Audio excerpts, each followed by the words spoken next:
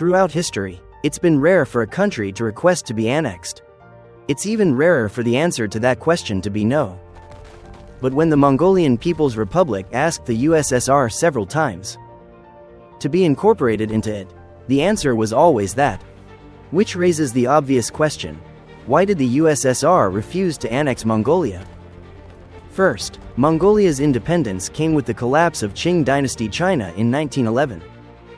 It was briefly reincorporated into the Republic of China in 1919, before declaring its independence again 2 years later. At this point, Russian communist troops soon spilled over into Mongolia. The new USSR initially agreed with the Chinese that Mongolia was still a rightful part of China. After a series of talks, the Soviets agreed to withdraw. Except for one issue: the USSR was now under new leadership, who simply opted to postpone the meeting to Monday the 4th of Never, and then created a communist government in Mongolia. From its inception, Communist Mongolia was a Soviet puppet state.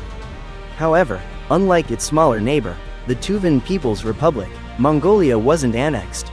The primary reason for this was to avoid war with both China and Japan.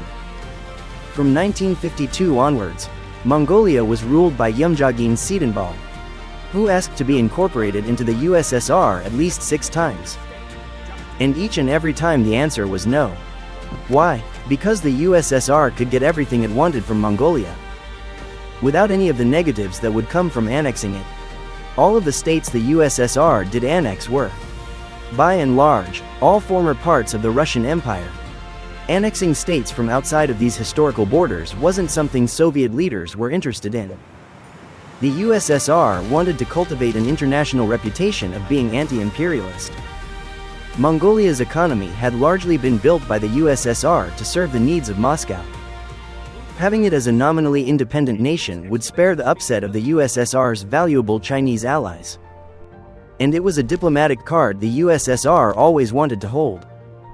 Theoretically, the status of Mongolia could always be settled in China's favor at a later date.